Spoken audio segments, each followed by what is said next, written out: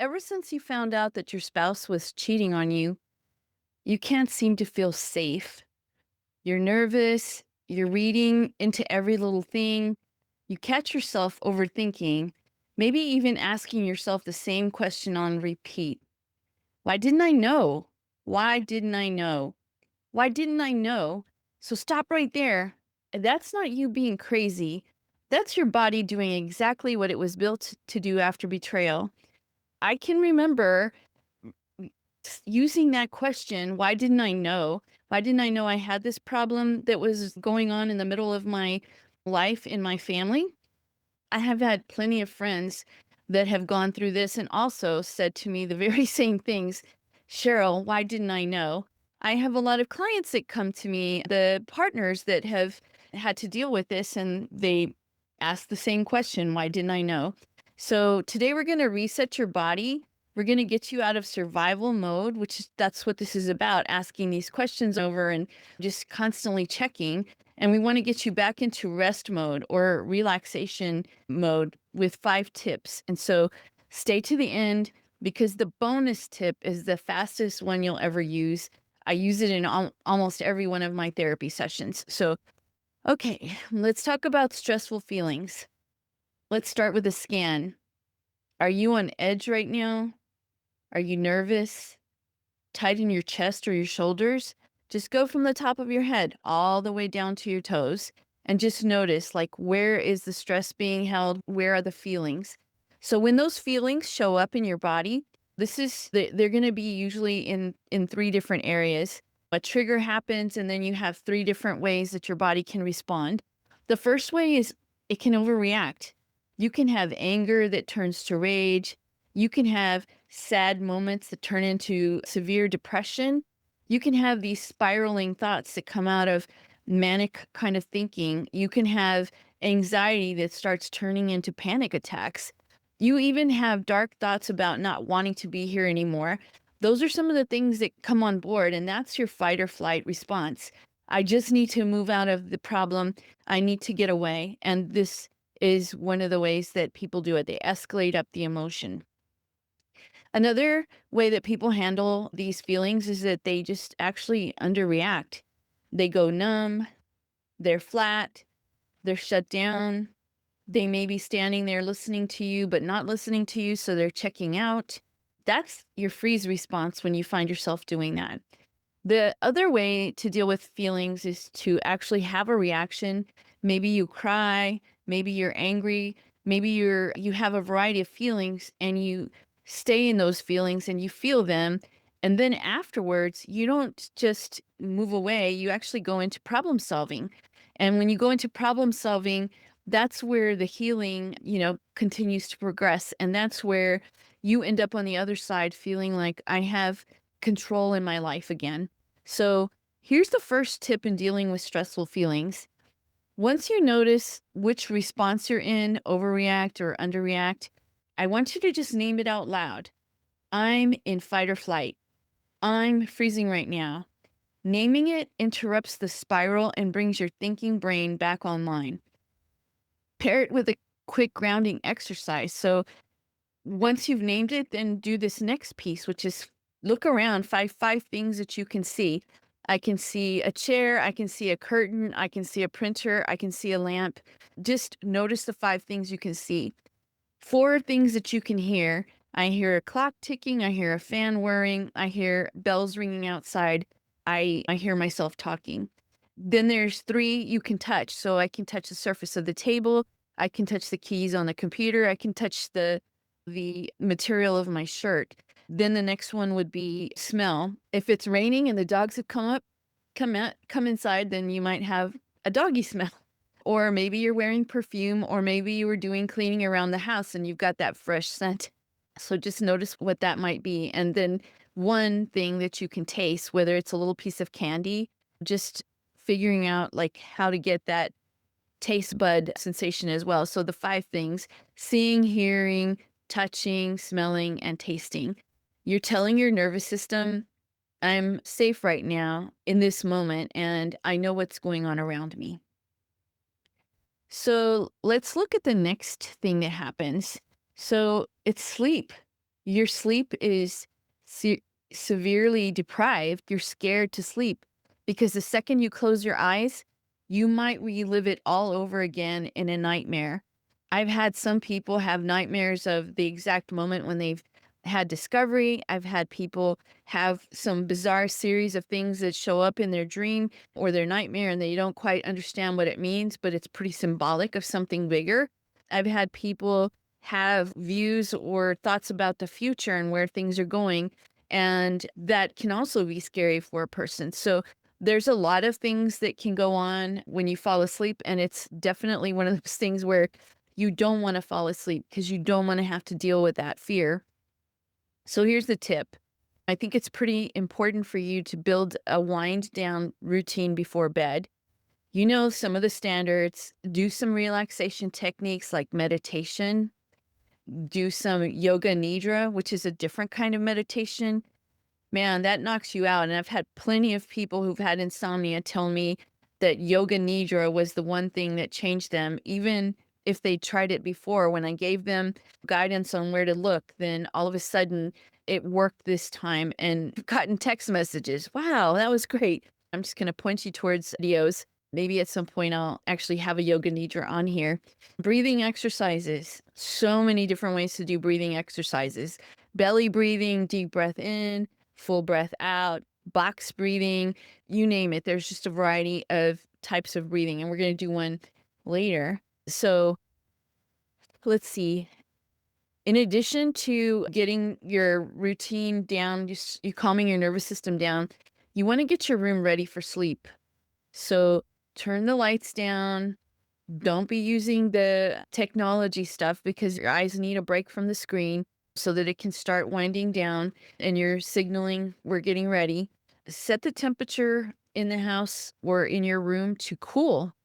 And it's that cool temperature that kind of gets you to pull yourself in and comforting posture, and also clean sheets. Clean sheets, the fresh sheets, just there's a good feeling when you have those. Some people have cooling blankets. I have one one lady who bought a cooling blanket for herself and she loved it. Her kid came in and said, "Let me borrow this," and he loved it too. So then she couldn't get her blanket back. So she got another one and she was sleeping with her cooling blanket, and lo and behold, she has another child that came and said, "I want that." And she was like, "No." So she bought cooling blankets for several of her family members. But the other thing is the bamboo sheets, so very soft and comfortable. You might want to try them or find other people that tell you or let you feel them or something like that. Just go and check these things out. Another suggestion is to take a shower before bed, a nice warm shower with nice scented soaps and maybe some music playing in the background, music that's relaxing. Love bilateral stimulation music. Yeah, that's a type of music. If you go onto YouTube and you type in bilateral stimulation music, you will have some relaxing moments. You just keep it low in the background. You can play it all day long and it'll keep your brain in a calm state. I'm also going to put it in the description below. Let's see. Oh, so all of these things, all it's doing is telling your brain time to go to bed, and your brain is thinking about it and it's being signaled day is done. You need to just go and rest now. You're safe. So I just want to let you know if this is helping you, these recommendations, these tips, these different explanations, please. If it helped you even just a little bit, hit subscribe and turn on notifications so you don't miss the next one. This is part of a series, and this is the fourth one. I'll have a fifth one coming next week. So, the next area of concern is isolation. If you find yourself saying, "I don't want to be around anybody," you might feel like you want to just disappear right now. There's this issue of humiliation, of being cheated on, that makes a lot of people pull away from everyone. There's this sense of people judging you, this fear that people are going to look at you and say, "Why weren't you enough? Why couldn't you keep your partner?" There's going to be people that are passing judgment saying, "Why are you overreacting? You're making this bigger than it should be." Everybody's opinions start to become a mishmash for you in your brain. And in order to save yourself, some people say, "I'm just going to go be by myself so I don't have to listen to it. I don't have to hear it." But this is the time to not do that. When your brain is saying run, I need you to tell your brain, no, we need to go closer to people. So lean into being around people, especially people that you find safe that won't judge you. I'm not saying you need to go tell everybody everything, but find a family member, a friend, or some kind of online community that actually gets it. They understand what you're going through. And hopefully you're getting something out of this right now. So I think the next area that I wanted to cover is poor sense of self. When we talk about that, it's poor self awareness, self esteem, self confidence, self worth. Let's just talk about this. So, self awareness is you've been moving through your days, everything seemed to be okay. You felt like you knew what was going on around you, and then you find out the ugly truth. Something's been happening under your nose, and it makes you question, do you even know what's happening around you? Then there's self esteem. Maybe you felt proud of yourself. Maybe you felt like you had good self esteem and that you had good trust in yourself. And here it is, somebody has come along and messed up things by acting out, your partner. And now it's, why wasn't I enough? This kind of also goes into self confidence. When we talk about self-confidence, it's like you're self-assured, you know what you're doing, you know where you're going. When betrayal happens, you don't know anything. All you know is that you hear whatever your partner is telling you, and now you're supposed to believe someone that lied to you. That's the piece that doesn't make sense, and that's the piece that hurts. It's like you've had something taken away from you. The individual that you trusted is no longer there, and then the self-confidence gets knocked down, and you're not even really sure if you can trust yourself anymore. Then there's the self-worth. I have a lot of people that will say, "Hey, I I wasn't enough. Why would they have gone somewhere else? I would have done the things that they needed. Why were they ignoring me?" There's so many things that go through a person's head, and a lot of it has to do with feeling like you weren't enough. And I have to tell you, you can't let that rule your thoughts. You are definitely enough. You are someone that's going to get to the other side and be so much more confident than you were even before this incident happened. You're going to feel like your self-esteem is going to be much higher, and your self-awareness, now that you've learned that you should be watching things and questioning things, you'll keep that in mind as you move forward. So betrayal has a way of just shutting all of our senses of self down, but as you move through it and you're getting help or you're doing different things to improve the relationship, this sense of self goes way up. So what is a good tip in the now, in the present, when you're feeling these things? Start a gratitude journal. Just keep it real simple. One thing that you're grateful for today, next week, add one more. Let it build up slowly, or do it every day.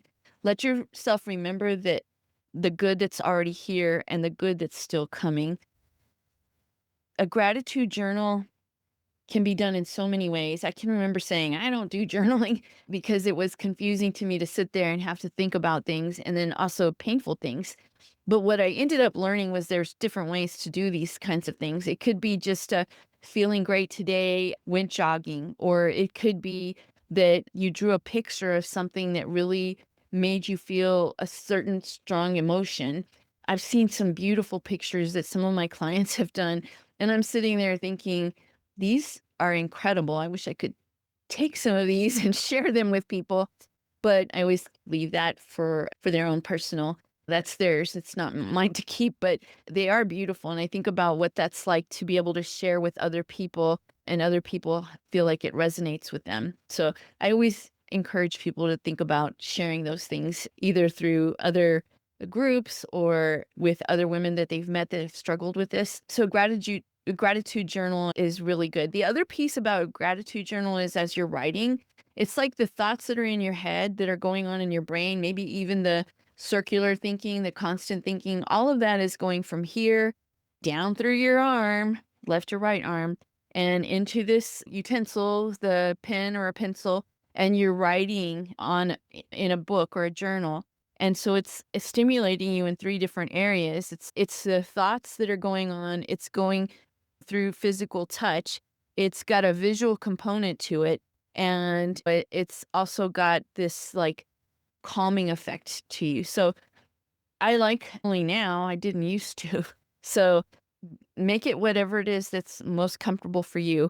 Man, you could just write Post-it notes and stick them in the journal, and that would be one way to get it done. We're just trying to get those thoughts that are constantly revving, put them on paper, put them away. The next point that I wanted to talk about is hyper awareness and hypervigilance. This is the point where you've become the detective in your own relationship. You're checking the phones, you're reading the tone in his voice, you're scanning every room for what's off. You are reading so many cues. It's no wonder that your brain is exhausted, but you have to do this. In your mind, you have to do this in order to keep yourself protected. But it's keeping you stuck for some people. If you keep doing this forever and ever, long term, not stopping year after year, just thinking about that is exhausting, and it's so much energy that's going into, someone else's behavior. And, it would be so nice if you could conserve that energy and direct that towards building yourself up and working on healing yourself. So don't exhaust yourself being so hyper vigilant. In the beginning, it's necessary. You're trying to reestablish safety. But if it goes on for a long period of time and you stay hurting for a long time, you're not gonna reach that healing place. Just something for you to think about. So here's the tip. If you are hypervigilant, you want to set a boundary for yourself. If checking is still part of your process right now, maybe you want to think about, I'll keep checking, but I'll just do my checks at night or in the morning, or I will check the Life 360 after school, whatever it is that you want to do, but pick some times so that it's not something that you're constantly looking at. And then it becomes more of a pattern that you can slowly taper yourself out of. This trains your brain that safety doesn't require watching everything all the time. And it also helps reset your body. Another thing that you could do is using cold water on your wrists or ice cubes on your face, not too long or you'll suffer. The other thing is going for short walks, shaking out your hands and arms for 30 seconds. You could be doing something like this or something like this for 30 seconds. It's like your nervous system is getting shaken up and it's resetting. So it's really good. I've used it in a lot of different training programs. I used to work in a resiliency program for the military, and it was always one of the activities that we presented in a conference. So that shaking is discharging stress hormones that your body is trying to hold on to. So highly recommend that, the shaking dance. We used to put on chubby checkers. Let's do the twist. And so just that constant being in motion was helpful. I don't know if you also remember the dance where it's like you make me want to shout, throw your hands up. I'm sure I messed that up. But anyway, those were those party songs from the old. I think they still do them, but I don't know. I'll have to ask my daughter. Anyway, so here's the final tip. This is called a physiological sigh. And sighing is actually your body's signal saying, we're going into a relaxation response. So it feels so relaxing. So I'm going to go ahead and do this. It's called a double inhale through your nose with a long exhale through your mouth. And I want you to do 3 of those with me right now. Okay. So deep, 2 deep breaths in and then out. 2 more. Last one. Okay. This is the fastest, most science-backed way to calm your nervous system in real time. You could do it in the car, you could do it in a meeting, wherever or whenever you start to feel like anxiety is creeping up, and this works. Just gonna be honest, I do it in almost every one of my therapy sessions on a daily basis, and if I've missed a couple, by the time I get to the 4th therapy session, I'll really have felt it, and I'll be very thankful that I took the time to do the deep breathing exercises with my clients. So I just wanna finish this off. I just wanna let you know your body isn't broken. It's doing exactly what it's supposed to do after trauma. It's just stuck in the on position, and you can teach it how to turn itself back off. If you're ready for more of these kinds of tips, if you're ready for real support walking through this, head on over to the free relationship 911 webinar 911 that I will link in the description below. It's where a lot of women have first come in touch with me, and they're the ones that have also joined my T3 program, which is Truth, Trust, and Transformation. And that's how they got started. I'll see you in the next video.